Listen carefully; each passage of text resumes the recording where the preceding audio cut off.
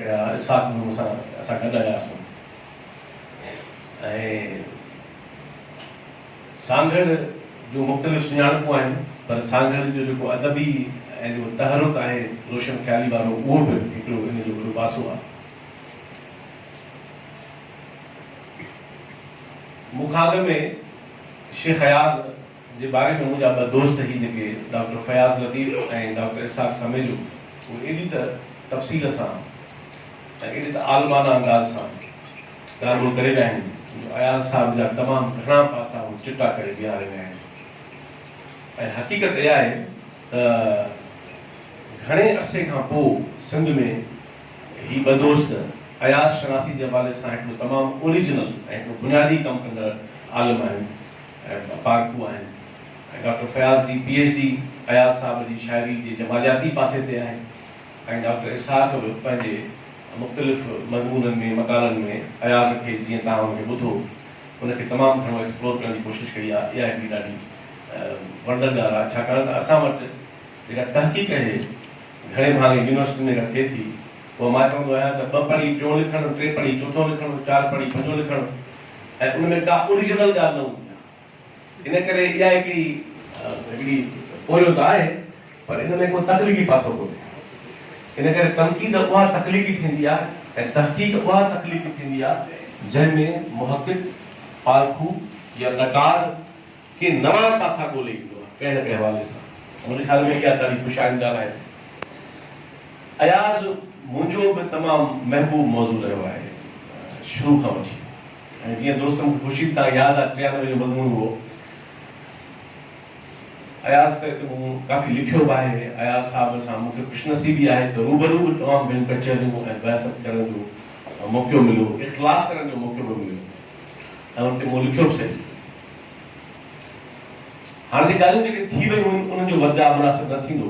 मां अयाज़ साहिब जा ॿिया पासा खणणु चाहियां थो ऐं अयाज़ एॾो वॾो मौज़ू आहे जंहिं ते हेॾियूं असां 50 बेवकूफ़ रखूं तॾहिं बि उनजा मुख़्तलिफ़ पासा पढ़ंदा कोन। उहो एॾो हमागीर मौज़ू आहे। इन करे मां कोशिशि कंदुसि तव्हां सां शेख अयाज़ जे बारे में जेके मुंहिंजो जीअं ॾिसण जो अंदाज़ आहे उहो तव्हां सां पंहिंजी ॻाल्हियूं रखां। पहिरीं ॾाढो सुठो सुवालु उथारियो डॉक्टर फयाज़ लतीफ़ त को वॾो शाइर जॾहिं पंहिंजे कंहिं दौर में उभरे थो त उहो इनफ़रादी लक़ाब त आहे ई आहे तख़लीक़ी तरह, उहो फ़र्ज़ु त आहे ई आहे पर उनखे पंहिंजे दौर खां ऐं पंहिंजे दौर खां अॻिले दौरनि खां ऐं ईंदड़ दौरनि खां जे कटे ॾिसबो त पोइ उन सां इंसाफ़ थी न सघंदो ऐं न हुनखे सम्झी सघिबो। इन करे अयाज़ शनासी जो हिकिड़ो पहिरियों नुक़्तो इहो आहे त शेख अयाज़ कहिड़े दौर जी पैदावार हो, उहो दौर छा हो। हाणे अयाज़ 20वीं सदी जो शाइर आहे। 20वीं सदी इंसानी तारीख़ जे अंदरि तमामु घणनि हवालनि सां हिकिड़ी सॼी उथल पुथल जी सदी आहे।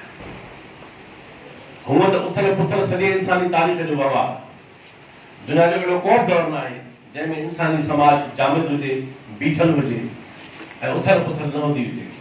पर बुनियादी उथल पुथल में जेके दौर थियनि था उनमें 20वीं सदी इंसानी तारीख़ जो हिकिड़ो तमामु अहम तरीन उहा सदी आहे।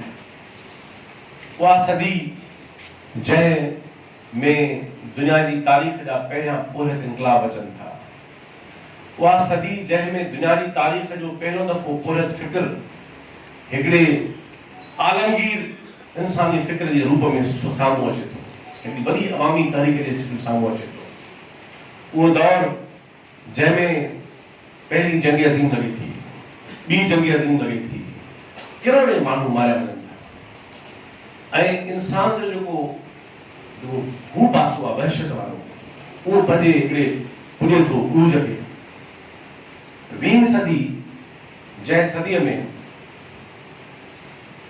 मुसलमाननि जी आख़िरी जेका नाम निहाद ख़िलाफ़त हुई उस्मानिया, इन करे चवां थो नाम निहाद छाकाणि त हे जेके बि उमवी अब्बासी सतजोगी ऐं तुर्क ऐं मुग़ल गज़नवी जेके बि मुस्लमाननि जूं इहे ख़िलाफ़तूं आहिनि इन्हनि जो इस्लाम सां को बि तालुक़ कोन्हे। इहे बादशाहनि जूं मुल्क हिकिड़ा फोरू ऐं रस निज़ाम हुआ, हिकिड़ा फोरू ऐं अवाम दुश्मन रत पियाक रियासती निज़ाम हुआ जिन खे नालो ॾिनो त हीअ असांजी उहा आख़िरी सल्तनत बि हुई, उस्मानिया सल्तनत हुई। 20वीं सदी जंहिंमें इंसानी तारीख़ जा जदीद फ़िक्र तमामु घणनि लहरुनि जी शिकिल में, वेव्स जी शिकिल में साम्हूं आया, उहो पूरो दौर हिकिड़ो आहे। शेख अयाज़ उन सदी जी पैदावार हिक पासे, ॿिए पासे अयाज़ उन सिंध ऐं ओभर जो शाइर आहे।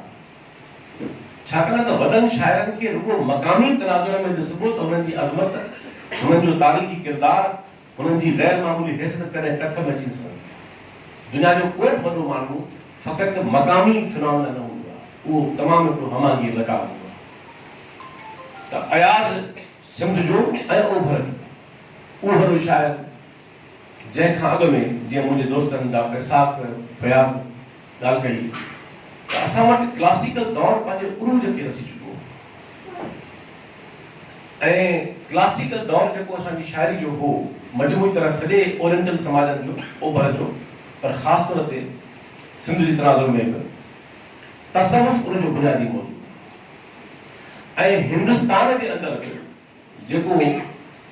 जेका रूहानी शाइरी जो दौर आहे क्लासिकल, उहो बि खणी उनखे इस्लामी तसव्वुफ़ नथो चइजे। ज़ाहिर आहे त उहो इस्लामी तसव्वुफ़ न आहे, तसव्वुफ़ न आहे उन शिकिल में, पर वेदांत तसव्वुफ़ आहे। तसव्वुफ़ में ऐं वैदिक फ़िक्र में तमामु वॾी माइटी आहे। इहो अलॻि मौज़ू आहे कॾहिं त वेदांती फ़िक्र जो जेको ही इस्लामी तसव्वुफ़ आहे उन ते कहिड़ो फ़िक्री असरु आहे, उहे कीअं पाण में माइट आहिनि, कीअं पाण में मिलियल आहिनि। इन करे तव्हां ॾिसंदव त क्लासिकल दौर में उहो हिन हिंदुस्तान जो हुजे, उहो मजमूई तरह ओभर जो हुजे ऐं सिंध जो हुजे, उन जूं फ़िक्री जेके पाण में जेके तंतू आहिनि, जेके तालुक आहिनि, उहे पाण मिलियल आहिनि ऐं उन जो लतीफ़ साईं हिकिड़ो उरूज थी साम्हूं अचे थो ऐं शेख अयाज़ के विरसे में उहो पूरो दौर मिले थो। ऐं फ़ारसी हुनजे घर जी ॿोली आहे, मुंहिंजो वालिद साहब फ़ारसी ॼाणे थो, हिंदी हुनजे घर जी ॿोली आहे, शिकारपुर हुनगढ़। इन करे ॿियो पासो इहो। टियों पासो जेका ॻाल्हि कई डॉक्टर इसाक़ समे जे ऐं डॉक्टर फयाज़ ॻाल्हि कई, दुनिया में इंसान साॻियो आहे, उन जूं कैफ़ियतूं थोरे लेखे साॻियूं आहिनि। इंसान जे समाज जा बुनियादी मुहरिक थोरे लेखे साॻिया ई, मौज़ू थोरे लेखे साॻिया ई, थोरा थोरा वॾा। उन सॼे वहिंवार ऐं जहान में को तख़लीकार कहिड़ी तख़लीक़ी नवाण सां पंहिंजो रस ठाहे थो ऐं पंहिंजो पाण खे ठाहे बीहारे थो। इन में मां उनखे हीअं चवां जेकॾहिं त हिकिड़ा बहितरीन शाइर थियनि था, पर इंसानी तरह शाइर ई थियनि था। ॿिया इंसानी तारीख़ जा उहे शाइर आहिनि जेके शाइर त आहिनि, पर शाइरी जो पूरो हिकिड़ो निज़ाम पाण सां गॾु खणी था अचनि, पूरो निज़ाम। अयाज़ जो साईं बहर साहब चयो, ॿियनि दोस्तनि चयो त अयाज़ ते तहक़ीक़ थियण जा कुझु नवां पासा हुअणु खपनि। अयाज़ जो फ़िक्री ऐं फ़नी ऐं मजमूई तरह शाइरानो निज़ाम छा आहे, इहो वॾो वॾो तहक़ीक़ करणु अलॻि मौज़ू आहे। उहो छा आहे निज़ाम, मां थोरी थियूं ॻाल्हियूं कयां थो। त पहिरीं ॻाल्हि जेका मूं वटि करण में चाही त शेख अयाज़ उन 20वीं सदी जी पैदावार आहे जिते तरक़ी पसंद इनक़िलाबी ऐं मज़ाहिमती तहरीकूं सॼी दुनिया में उरूज ते इनक़िलाब अची रहिया आहिनि। सॼी इंसानी तारीख़ में पहिरियों दफ़ो हे गैर मामूली उथल पुथल आई आहे। ॿिए पासे असां क्लासिकल दौर आहे जंहिंमें तसव्वुफ़ जो बुनियादी फ़िक्र आहे। टियों पासो इन 20वीं सदी ऐं क्लासिकल दौर जे विच में हिकिड़ो ॿियो वॾो लकाव आहे जंहिं अयाज़ खे इन्फ्लुएंस कयो, उहो यूरोप जी निशात सानी आहे। तव्हां ॾिसंदो त इहो जेको दौर आहे यूरोप जी निशात सानिया जो, इहो उहो दौर आहे जंहिंखां 20वीं सदी जो या 19वीं सदी जो विरले को वॾो मुफ़क्किर, विरले को वॾो आर्टिस्ट, वॾो को शाइर इन खां पाण बचाए सघियो हुजे, छाकाणि त एॾी वॾी आलमगीर उथियल हुई, इन नवां फिक्री नयूं रिवायतूं साम्हूं अची वियूं। ऐं उन में जेके रिवायतूं साम्हूं अचनि थियूं उन सॼे दौर में मिसाल तौर लिबरल तसव्वुर, आज़ाद ख़्याली, फर्द जी आज़ादी, आज़ादी वतन जी ॿी शइ आहे, आज़ादी क़ौम जी ॿी शइ आहे, आज़ादी मज़लूम ऐं महरूम तबिके जी ॿी शइ आहे। पर इन सॼे वहिंवार में हिकिड़े फर्द जी इनफरादी आज़ादी इहो क्लासिकल शाइर जो मौज़ू न आहे ऐं इहो सोशलिस्ट तहरीकुनि जो मौज़ू बि न आहे, इहो तरक़ी पसंदी जो मौज़ू बि न आहे।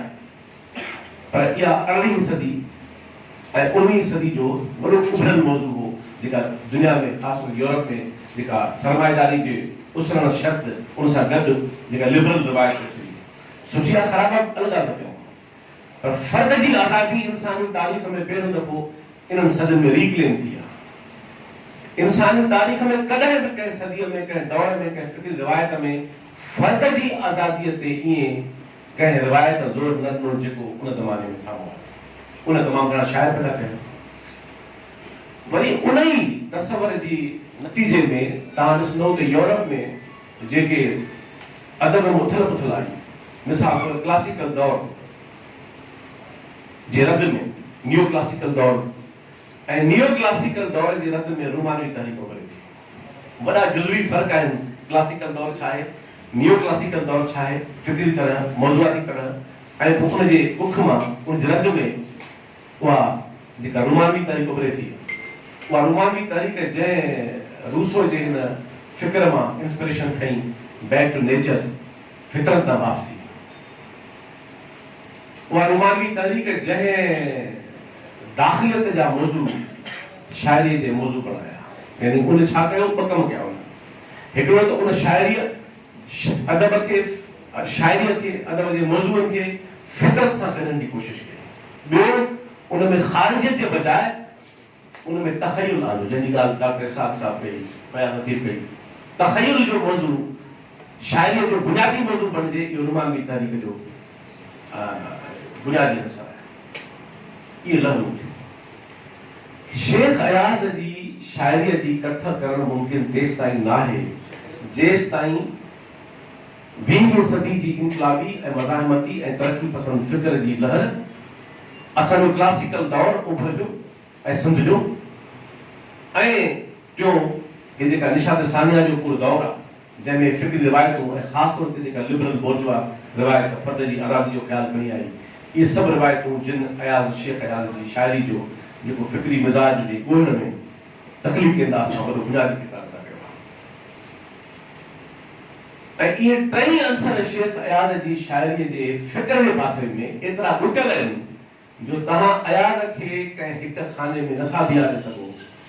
त इन मां ॼाण हाणे ज़ाहिर आहे त हू तकबा जो माण्हू न आहे, हू तकलीफ़ जो माण्हू न आहे, हू हिकिड़ो तख़लीक़ी जीनियस आहे। इन करे हू हर रिवायत मां उहो जोहर खणे थो जेको हुन सम्झो त हुन दौर जी ज़रूरत आहे ऐं उन पंहिंजी शाइरीअ जी मिटी उन्हनि अंसरनि सां ॻोल्ही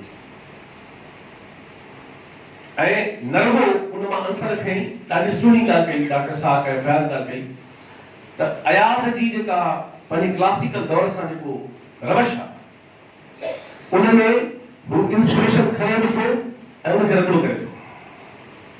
हू उन मां किरदार ऐं मौज़ू खणे बि थो, उन्हनि खे रिक्रिएट बि करे थो। उन तफ़क्कुर जा कुझु अंसर खणे थो ऐं उन में पंहिंजा अंसर मिलाए, पंहिंजे दौर जा मौज़ू मिलाए, उन मां का नई शइ क्रिएट करे थो, जंहिंखे मां अयाज़ जो शाइरानो निज़ाम चवां थो फिक्री लिहाज़ खां, पर पूरो दौर खे जेको खणी आयो। उन तमामु बारीक ॿिनीअ सां उन्हनि शयुनि खे पंहिंजे दौर में सिधो करे बीहारियो। ॾाढी सुठी ॻाल्हि मिसाल कई डॉक्टर साहब, मां उनखे थोरो अञा ॻोल्हण चाहियां नुक़्ते खे। तसव्वुफ़ में छो आई त आशिक खे महबूब खपे ई कोन, हुनखे महबूब जो पंध खपे, हुनखे महबूब ॾांहुं वञण जो, जुस्तजूअ जो, ॻोल्हा जो, हुनखे पंध वधीक प्यारो आहे। उन सबब फिक्री इहो आहे। इहो शायरी में छो ईअं आहे, ये ससुई ईअं छो ईअं आहे, या मारवी छो ईअं आहे, हे सभु किरदार ईअं छो आहिनि, हे खावड़ी रामकली ईअं छो आहे, सामूडी ईअं छो आहे, हे सभु किरदार तेसि ताईं सम्झी न सघिबा जेसि ताईं तसव्वुफ़ जो फिक्री जोहर नथो सम्झो वञे।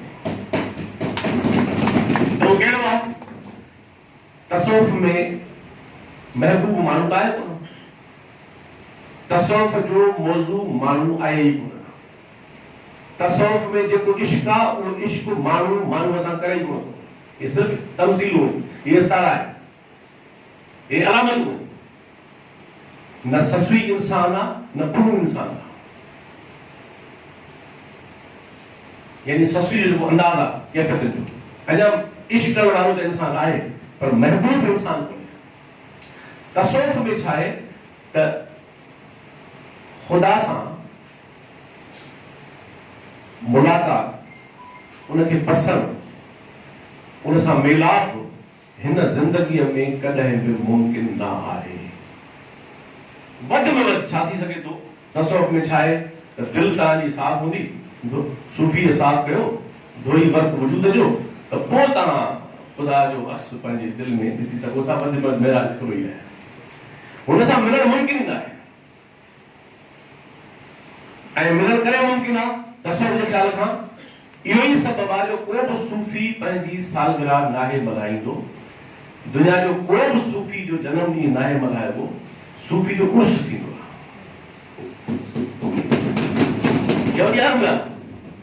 ऐं उर्स छा आहे? उर्स चइबो आहे मेलाप खे, उरूसा चइबो आहे कुंवार खे। सूफ़ी सम्झे थो जॾहिं हीअ ज़िंदगी माण्हू जी ख़तम थिए थी त उहो जुज़ आहे, उहो वहदतुल वजूद जे ख़्याल खां वञी कुल सां मिले थो। इन करे उहा जेका रीयूनियन आहे, जेको मेलाप आहे, उनखे सूफ़ी सम्झे थो त इहो ई असुल मेलाप आहे। त हुनखे हिन जहान में जॾहिं महबूब सां मिलण जो इम्कान ई कोन्हे त हुनजे फ़िक्र में हुनजी गुंजाइश कोन्हे। इहो तसव्वुफ़ जो ख़्याल आहे। हाणे उन्ही में ज़ाहिर आहे उन्हनि कमाल कया आहिनि, उन्ही बड़ी हुस्नातियूं आहिनि, तख़य्युल जूं, ख़्याल जूं। जेके क्लासिकल फ़िक्र जूं हुस्नातियूं आहिनि, उहे जदीद शायरी मुमकिन न आहे। भले जदीद शायरी हुस्नातियूं आहिनि, ज़ाहिर आहे उहे क्लासिकल दौर मुमकिन न आहिनि। ॿ अलॻि दौर आहिनि, ॿ अलॻि दौर जा फ़िक्री निज़ाम आहिनि, ॿिन्हिनि जा पूरा मिज़ाज अलॻि आहिनि, रवैया अलॻि आहिनि, उनजो पूरो जहान अलॻि आहे। त शेख अयाज़ ज़ाहिर आहे त हे सभई किरदार जेके आहिनि उहे पंहिंजी शायरी में रीक्रिएट कया। मोहब्बत जो तसव्वुर रीक्रिएट कयो, इश्क जो मौज़ू रीक्रिएट कयो। उनखे मां अञा हीअं चवां त क्लासिकल दौर जो इश्क जेको आहे उहो हक़ीक़त पसंदि न आहे। मां अॼु ॿी तव्हां ॻाल्हि करे छॾियां हिकिड़ी, हे जेको तसव्वुफ़ जे जहान में चवनि था मजाज़ ऐं हक़ीक़त, हक़ीक़त वरी इहा आहे त जेका हक़ीक़त आहे उनखे उहो मजाज़ चवनि था, ऐं जेको मजाज़ आहे उनखे चवंदा हक़ीक़त आहे। ॿुधी ॻाल्हि। ऐं इहा बि हुस्नाकीब आहे, इहा हुनजे फ़िक्र जे ख़्याल खां हुनजी रमज़ आहे, हुस्नाकीब आहे। पर फैक्ट इहो आहे त जेकी हक़ीक़त चवनि था उहा ई मजाज़ आहे, जंहिंखे मजाज़ चवनि था उहा हक़ीक़त आहे। पर जदीद दौर में अयाज़ छा कयो? जेको मजाज़ हो उनखे मजाज़ करे ॿीहारियो, जेका हक़ीक़त हुई उनखे हक़ीक़त ॿुधाई। इहो जेको अयाज़ जो तमाम आहे, पूरी माना क्लासिकल दौर खे रद्द नथो करे, पूरी तरह उन मां इंस्पिरेशन खणे थो ऐं पंहिंजो पूरो इंतज़ाम ठाहे। इहा थी पहिरीं ॻाल्हि। त शेख अयाज़ जी जेका शायरी जो नओं दौर क्रिएट कयो, उन में असांजो क्लासिकल दौर, उन में यूरोप जी जदीद जेका बोर्जुआ लिबरल जेका रिवायत ही फर्द जी आज़ादीअ जी, तव्हां ॾिसंदो बौदलेयर घणो लिखंदो आहे, नसर उन घणो कोट थो करे। छा आहे बौदलेयर इन रिवायत जो शाइर आहे। ऐं टे पासे हू तरक़ी पसंद, मज़हमती, इनकलाबी जेको फ़िक्र अयाज़ जी शायरी में उनखे हू पंहिंजे, उहा ईअं न हो त हुनजो रुॻो इख़्तिरा हो, हुनजे दौर जी ज़रूरत हुई, हुनजे समाज जी ज़रूरत हुई। इन करे उहो पूरो दौर उन्हनि शयुनि जो, अंसरनि जो आहे जंहिंजो तर्जमान अयाज़ बणिजे थो तख़लीक़ी अंदाज़ सां। ईअं न आहे को समाज जो घुर्ज लही ऐं कयो विझो। अयाज़ सम्झो थिए त अॼोके दौर जे सिंध जे समाज खे ऐं आलमी इंसानी समाज खे कहिड़ो फ़िक्र खपे थो, जेको हुन इन्हनि सभिनी रिवायतुनि ऐं अंसरनि मां तख़लीक़ी इम्तिज़ाज सां ठाहे जोड़े बीहारे अयाज़ पंहिंजे पाण खे बीहारे। इहो उनजो जुड़ंदो पासो। इन्हनि अंसरनि मां अयाज़ तख़लीक़ी अंदाज़ सां जुड़ी साम्हूं अचे थो ऐं बीहे थो। इन ॻाल्हि में हू ॿियनि खां मुख़्तलिफ़ आहे। मां भेट जो ॻाइल न आहियां इन ख़्याल खां, पर ही मुख़्तलिफ़ आहे कीअं त फैज़ जी शाइरीअ में तव्हांखे हावी जेको रुझान आहे उहो तरक़ी पसंदि इनक़लाबी रुझान मिलंदो। जेको हसीन आहे, बेमिसाल आहे। फैज़ केरु सलाहे? फैज़ जी सिट सिट ते माण्हू क़ुर्बान करे, पर फैज़ क्लासिकल दौर सां पाण खे जोड़े कोन थो। ईअं न आहे त को पंजाबी शाइरी कोन कई, हलो पंजाबी में शाइरी में वसण जी ॻाल्हि न हुई, पर जेको फ़िक्र बुले शाह, माधूलाल शाह हुसैन ऐं वारिस शाह ऐं बाहू ऐं बाबा फरीद ऐं वेंदे ख्वाजा गुलाम फरीद, इहो पूरो दौर आहे बाबा फरीद खां ख्वाजा गुलाम फरीद ताईं, माना 12वीं सदीअ खां वेंदे 19वीं सदीअ ताईं जेको इहो पंध आहे हिन खिते जे शाइरीअ जो, फैज़ उन सां पाण खे जोड़ण जी कोशिश न कई।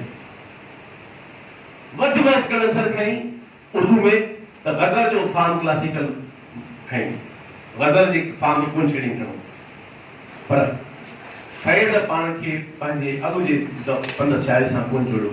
ईअं फैज़ जी शाइरी में तव्हांखे जेका मूं फद जी आज़ादी जी ॻाल्हि कई उहो असर न मिलंदो।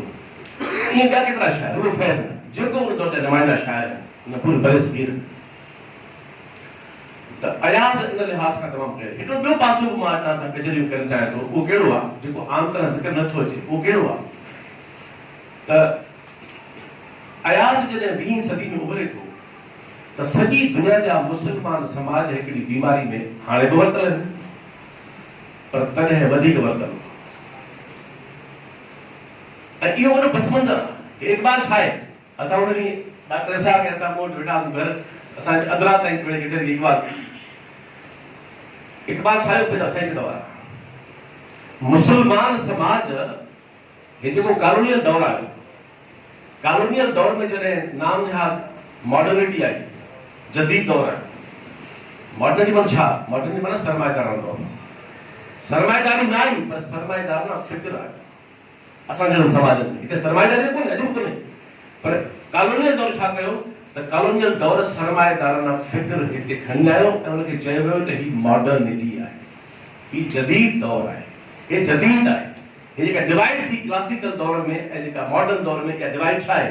इहा डिवाइड इहा आहे त जेको असांजो तसव्वुफ़ जो दौर आहे इहो क्लासिकल दौर आहे। जेके ज़रई समाज जा तसवर आहिनि उन ज़माने जा उहे क्लासिकल दौर जा मौज़ू आहिनि, ऐं जेके सरमाएदाराना फिक्र जे ते ॿधल जेके मौज़ू आया दौर कॉलोनियल में, इहो जदीद फिक्र सम्झो वियो।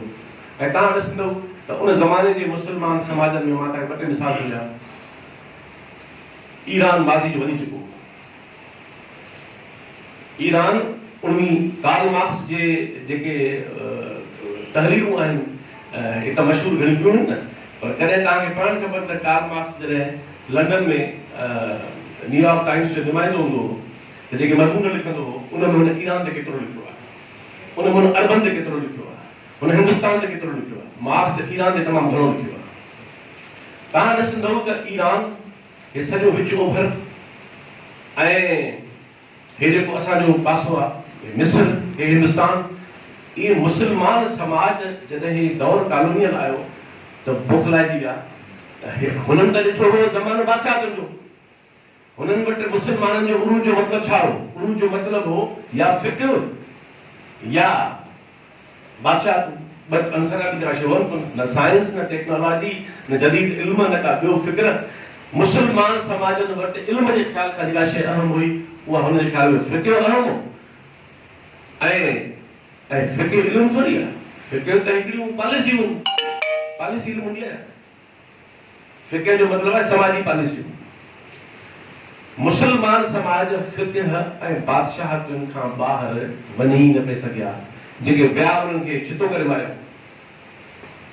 ऐं पोइ जॾहिं दौर आयो कॉलोनियल त हुननि सम्झो त हे हसन बन्ना मिस्र में जेको 20वीं सदी में उभरे थो, जंहिं मुस्लिम ब्रदरहुड जी तहरीक हलाई ऐं वॾी तहरीक, वो ईरान में असां वटि हिते सर सैयद खां अॻु में देवबंदी तहरीक, पोइ वरी थोरी सर सैयद जी शिकिल में तहरीकूं ॾेई वठी ॿिन्ही क़िस्म जा रवैया साम्हूं आया। इहो बि हिकिड़ो पस मंज़र सम्झण जोॻो आहे हेॾनि माण्हुनि जो। तो मुस्लमान समाज जो हिस्सो अयाज़ हो, मुस्लमान समाज करे छा रहिया जिते इहो करे रहियो जो तव्हांखे मिसाल न डॉक्टर साहब अहिड़ा सभई मिसाल ॾाढी आहे। मुस्लमान समाज जी जेका इंटेलिजेंशिया हुई उन ज़माने जी, जेको ज़माने में उनजा जेके बि माण्हू सोचींदड़ पढ़ंदड़ लिखंदड़ हुआ, आलिम अदीब हुआ, उहे घणे भाङे छा सोचींदा हुआ, हिकिड़ी लहर इहा हुई त बाबा मुस्लमाननि जो ज़वाल इन करे आयो आहे जो हे दीन खां फिरी विया आहिनि। पोइ दीन में कहिड़े ज़माने जो आहे पाण में वेठा आहियूं, इहो हिकिड़ो मफ़रूज़ आहे। कहिड़े ज़माने में कंहिं बि समाज जा सभु माण्हू अक्सरती माण्हू कंहिं बि मज़हब ते हलिया आहिनि, इहो मफ़रूज़ आहे। न हिंदू हलिया आहिनि, न ईसाई हलिया आहिनि, न यहूदी हलिया आहिनि, न मुस्लमान हलिया आहिनि, ऐं कोई बि हली सघे बि कोन थो। पर हुननि वीचारनि जी महदूद सोच हुई, हुननि सम्झो त असांजो जेको ज़वाल आहे, हे जेको कानूनी दौर में असां न पिया पी बीह सघूं कि मुस्लमाननि जो छो ज़वाल आयो आहे, छाकाणि त हे वीचारा दीन खां फिरी विया आहिनि। हलूं छा कनि, दीन ते वापसी कंदा, दीन ते अमल कंदा त पोइ हे वरी उरूज पाणींदा। हाणे इहो पिया सोचनि, हिननि जो अकुल जी उॾाम एतिरी हुई त 19वीं सदीअ में 20वीं सदी सॼी हसन बन्ना जी तहरीक जेका आहे उहा इहा आहे। इन खां अॻु में शेर सरहंदी अकबर जे दौर जो माण्हू इहा फिक्र हुअसि। अब्दुल वहाब वहाबी फिक्र जमा ठहियो आहे 18वीं सदी में, इहो फिक्र हुअसि। ऐं वेंदे सईद अहमद बरेलवी 19वीं सदी में इहो फिक्र हुअसि। इन्हनि सभिनी रिवायतुनि मां देवबंद जी रिवायत जुड़े थी, मुंहिंजा वॾा बि रिवाज आहे, इहो ख़्याल। ॿियो वरी वधि में वधि तीर हुयो, वधि में वधि कमाल कयो, उहो सर सैयद जहिड़ा माण्हू आहे, सर सैयद ऐं अफ़गानी। इहे इन्हनि छा कयो, इन्हनि चयो त हाणे भला उहो नथा कयूं त अंग्रेज़ परस्ती जेका आहे जदीद आहे, जदीद माना छा, जदीद माना अंग्रेज़ परस्ती कयो, अंग्रेज़नि सां गॾिजो, उन्हनि जी तक़लीद कयो, इहा मॉडर्निटी आहे। त तव्हां ऐं 20वीं सदी जी ॻाल्हि आहे, पर इहा ॻाल्हि कोन्हे। 1906 में ॼाओ आहे हसन बन्ना जेको सॼे मुस्लमाननि जो अबो आहे इन सॼे जिहादी फिक्र जो, ऐं अयाज़ जे ज़माने में ई उहो माण्हू मौजूद हो। चवण जो मतिलबु छा आहे त हे अयाज़ जहिड़ा माण्हू हुआ जिन असांजे समाजनि खे उन ज़माने में हिननि सभिनी शयुनि खां कढी ऐं उहो फिक्र क्रिएट कयो जेको हुननि जो पंहिंजे दौर जो सभ खां एडवांस फिक्र आहे। समाज पसंदि आहे, समाज पोते पियल आहिनि। जेको फिक्र अयाज़ तो खणी अचे, उहो फिक्र समाज में बहस हेठी कोन आयो आहे। ईअं न आहे त फिक्र मौजूद हो ऐं उन मां अयाज़ उभरी आयो। इहो इन शिकिल में अञा फिक्र ठही जुड़ी बीठो ई न आहे। ऐं उहो त इहे तख़लीक़ी जीनियस माण्हू थियनि था। इन करे सही ॻाल्हि कई डॉक्टर इसाक ऐं फयाज़ त अयाज़ रुॻो को दानिश्वर थोरी आहे, अयाज़ हिकिड़ो मुफ़क्किर, अयाज़ हिकिड़ो सही माना में दानिश्वर, जंहिंजी पंहिंजे समाज ते, पंहिंजे समाज जे फिक्र ते, आलमगीर फिक्र ते ऐं आलमी इंसानी समाज ते हिकिड़ी गहरी नज़र आहे। ऐं हुनजो कमाल इहो आहे त उहो हुनखे तख़लीक़ी अंदाज़ सां उन त इहे जेके उन ज़माने जूं हालतूं आहिनि, हे जेको सारले साहब किताब लिखियो आहे शारकी बा भिट, दौर कहिड़ो हुउसि, जोरे साहब किताब लिखियो आहे सासिर सामी, दौर कहिड़ो, इहो तमामु अहम मौज़ू आहे। त अयाज़ जो दौर हुओ छा, मकामीकरण कीअं हो, हिन ख़िते में कीअं हो, आलमगीर कीअं हो, रिवायतूं कहिड़ियूं हुयूं, फिक्र कहिड़ा हुआ, टकराव कहिड़ा हुआ, तज़ाद कहिड़ा हुआ, ऐं उन्हनि खे हिकिड़ो शाइर, हिकिड़ो मुफ़क्किर कीअं थो उनखे सम्झे ऐं कीअं थो उन मां पंहिंजे फिक्र जी मिटी ॻोहे ॿीहारे। हाणे जो ॿी ॻाल्हि जेको मूं ॻाल्हि कई, अयाज़ जो जेको शाइराणो निज़ाम आहे, जुज़वियात ते नथो वञा, टाइम घणो लॻंदो, मां उनजी थुली थी करणु चाहियां। पहिरीं फिक्र जो पासो, पोइ उहो पासो। अयाज़ ॼण त इहो नज़रियो थो अचे, ॼण त इहो सम्झी वरितो त नए ज़माने खे जेको बि अदबी निज़ाम खपे उहो क्रिएट मूंखे ई करिणो आहे। शाइरी करणु ॿी शइ आहे, उन ज़माने में माण्हू सुठी शाइरी करे रहिया, पर सुठी शाइरी करणु ॿी शइ आहे, पंहिंजे पूरे दौर जो नुमाइंदा शाइराणो निज़ाम क्रिएट करणु बि ॿी शइ आहे। वर्जिल जॾहिं रूमी तहज़ीब उभरे थो त उहो शाइर थोरी आहे, वर्जिल पाण सां गॾु पूरो हिकिड़ो निज़ाम थो खणी अचे। ईअं हर ॿोली ईअं आहे। त अयाज़ साहब जो जेको शाइराणो निज़ाम आहे, जेको फिक्र आहे, त इन करे तव्हां ॾिसंदव त अयाज़ मुख़्तलिफ़ फिक्री रिवायतुनि जे इम्तिज़ाज जो नालो आहे। उनखे कंहिं बि हिकिड़े खाने में बीहारणु, पोइ मसइलो इहो आहे त हाणे जेको जंहिं खाने जो आहे उहो चाहे थो त मुआरे खाने जो हुजे, हर खाने जी ख़्वाहिश आहे त इहो मुंहिंजे खाने जो हुजे। हाणे ज़ाहिर आहे हो त बदल पंहिंजे पाण ॾांहुं या पंहिंजे दौर ॾांहुं, इन करे ऐं ईअं न आहे त को इन सॼी शइ में अयाज़ ग़लतियूं न कयूं आहिनि या अयाज़ में जा के झोल न आहिनि, इहो न आहे। अयाज़ परस्ती असां न आहे। उन में असां मूं पाण लिखियो आहे, तव्हांखे ॾिनो, तव्हां हवालो मज़मून ॾिनो, त उन में आहिनि, पर उहे जेके झोल आहिनि उहे जुज़वी पासा आहिनि। उहे आहिनि, उहे जुज़वी पासा आहिनि ऐं हर शाइर में मिली वेंदा। दुनिया जो कोई शाइर न आहे जंहिंजा इहे कमज़ोर पासा तव्हां नथा ॻोल्हे सघो, जे तकलीफ़ ऐं अक़ीदे में न हूंदो त मिली वेंदा। पर इहो हावी पासो न आहे, इहे जुज़वी पासा आहिनि। जेको हुनजो कमाल आहे, उहो कमाल इहो आहे त हुन सभ खां पहिरीं ॻाल्हि त हुन, मां डॉक्टर इसाक़ वारी ॻाल्हि खे हीअं पेश कयां त शाइरी जेको निज़ाम आहे जंहिंमां शाइरी जुड़े थी, मिसाल तौर उन में जेको हुनजो जदीद ॿोली में चवां थो शाइरी जो सॉफ्टवेयर आहे, अंदरि साम्हूं जुड़े थो, एहसास जी उणत तमामु हिकिड़ी कमाल जो मौजूदु आहे। लतीफ़ छा में कमाल आहे? एहसास, उहो एहसास जंहिंमें दर्द हुजे, जंहिंमें विछोड़ो हुजे, उहो त मारींदो, उहो झोरींदो, उहो कमज़ोर हूंदो। लतीफ़ कमाल करे छॾियो त गूंदड़ गस प्रियंदो। जेको गूंदड़ मारींदड़ आहे, गूंदड़ झोरींदड़ आहे ऐं अकुल चवे थो त इहो उनखे करण इहो ई खपे, पर उहो जेको गूंदड़ आहे उहो लतीफ़ जे शाइराने निज़ाम में उहो न रुॻो प्रींदो गस आहे, पर उहो अहिड़ी हिकिड़ी रूहानी, कॉग्निटिव, फिक्री, ज़हनी एहसासाती सघ में थो बदिलजी वञे जो उहो दर्द हुनजी सघ आहे। लतीफ़ जो कोई किरदारु जुड़े नथो, जुड़ी सघे ई नथो। हू कमज़ोर खे मुमकिन न आहे, छाकाणि त हू इनजे किरदार जो कमाल कोन्हे, लतीफ़ जे फ़िक्र जो कमाल आहे। लतीफ़ हुनखे फ़िक्र उहो थो ॾे जंहिंमें दर्द हुनखे टोड़े ऐं मारे ऐं झोरे सघे ई नथो। इन करे एहसास खे कीअं थो शाइर डील करे, इहो वॾो अहम मौज़ूअ आहे। पोइ वरी ख़्याल, ज़ाहिर ख़्याल खे बि तव्हां कढी छॾींदव त पोइ बाक़ी छा बचंदो? इंसान जी कुल मीरास आहे छा? तख़य्युल त आहे। जेकॾहिं कुझु बि न हूंदो त पोइ छा कबो? पोइ त तख़य्युल हूंदो न। इन करे तख़य्युल जेको आहे ऐं ख़्याल जेको आहे उहो बि इंसान जे हिकिड़ी जेके वजदानी ऐं जेके शऊरी शिकिलियूं आहिनि, जेके फ़लसफ़े जी ॿोली में एपिस्टेमोलॉजिकल जेके अंसर चइबा आहिनि, उन्हनि जो वॾो अंसर आहे ख़्याल। ऐं टीं शइ जेका आहे उहा तफ़कुर आहे। हाणे मसइलो इहो आहे त जेके डॉक्टर इसाक़ तफ़सील सां ॻाल्हियूं तव्हांखे ॿुधायूं ऐं सही उनखे तमामु आलमाना सां बयानु कयो त जे रुॻो एहसास ग़ज़ल जी सिन्फ़ सही छा ते बीठी, या त कैफ़ियत ते बीठी या तख़य्युल ते बीठी, ऐं उन में बि घणो जेको अंसर आहे उहो पिटके वारो वधीक हो। फारसी ग़ज़ल में, उर्दू ग़ज़ल में महबूब सां न मिलणु दुनिया जो वॾे मोटो अज़ाब आहे, जंहिंखे फैज़ और भी गम ज़माने में मोहब्बत के सिवा चई माण्हू खे टबाए हो गया। इहो ख़ैर जी ॻाल्हि आहे। ऐं क्लासिकल दौर असांजो शाइरी जो उन में त महबूब सां न मिलण जो इशू ई कोन्हे, हुनखे मिलण जो आसरो ई कोन्हे।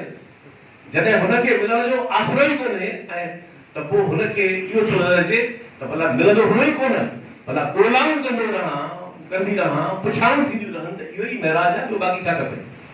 लतीफ़ साईं जी पूरी शाइरी इन कैफ़ियत ऐं ख़्याल ते बीठी आहे। त हीअ जेके टे अंसर आहिनि, एहसास, ख़्याल ऐं तख़य्युल ऐं तफ़कुर, इन्हनि में अमूमी रिवायतूं छा कयूं कनि त हिक शइ में खे हथ विझनि पियूं। पर अयाज़ जो कमाल इहो आहे, जेको अयाज़ जो शाइरानो निज़ाम आहे, उन में हुन कमाल हुस्नाकीअ सां ऐं तख़लीक़ी तवाज़ुन सां एहसास जी उणत खे, ऐं एहसास उणत ॿिनि क़िस्मनि जी आहे। तव्हांखे ॿुधायो, एहसास जी उणत हिकिड़ी मारी में रहे, कमज़ोर